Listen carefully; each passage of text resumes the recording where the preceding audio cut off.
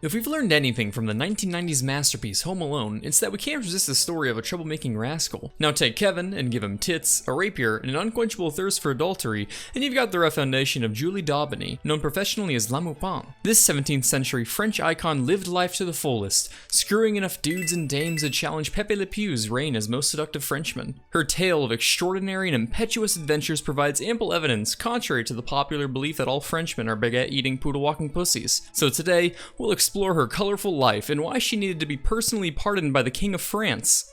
Twice.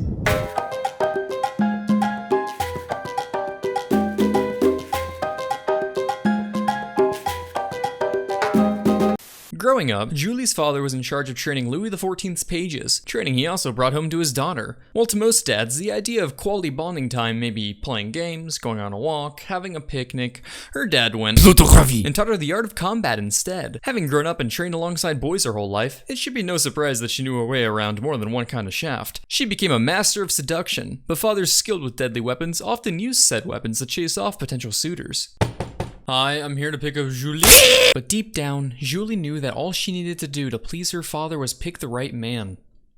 So she fucked his boss. At just 14 years old, Julie became the mistress of the Count of Armagnac, the one man her dad couldn't refuse. To mask the affair, he arranged for her to marry some tax-collecting beta. But soon, Julie became too much for the Count to handle, so he ended the affair. Naturally, Julie responded by running off with a new lover, a traveling swordsman. Why settle for Cyril Figgis when you could have Inigo Montoya? Traveling the French countryside, Julie made her living by performing as a traveling singer/fencer, while dressed in men's clothing. Having been trained from a young age by a fencing master, she basically had maxed out the one-handed skill tree, in more ways than one, and was so skilled that onlookers were often in disbelief of her identity.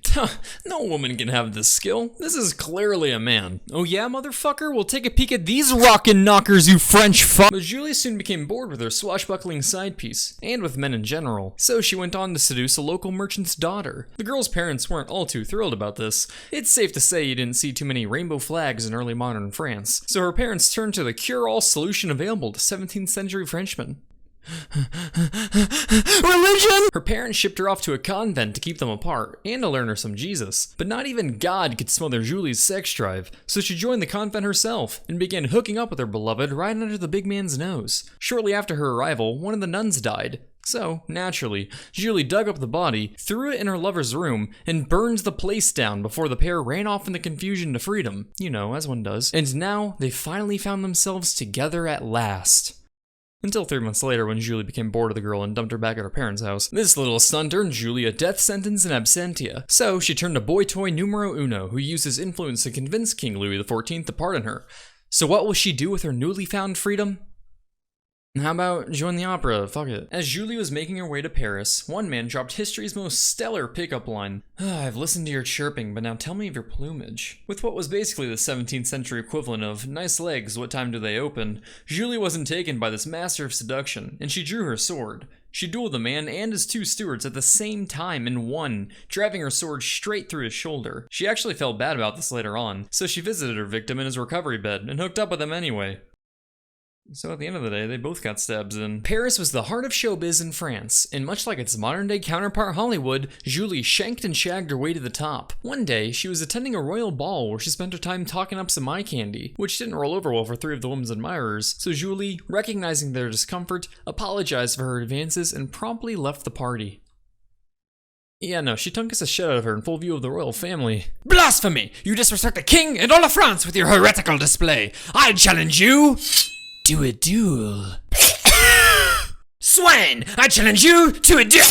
Actually, I love, the gays. Dueling was outlawed at the time, but this clusterfuck entertained Louis XIV so much that he pardoned Julie for the second time in her life. A life that was just getting started, by the way. This all happened when she was still a teenager, so next time you think you're hot shit, just remember this girl had won double-digit duels and fucked her way out of a death sentence by the time you bought your first Club Penguin igloo. Anyway, even though she was pardoned, tensions were high, so she had to escape town, running off to Brussels. There, she was a mistress again before returning to Paris and finally reconnecting with her husband. Oh, did you forget? Yeah, she was married throughout all of this. You can probably imagine how well that conversation went down.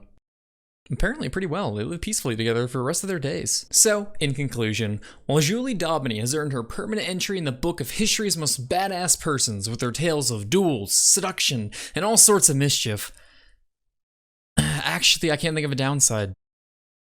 Well, other than being French, so 7 out of 10 stars.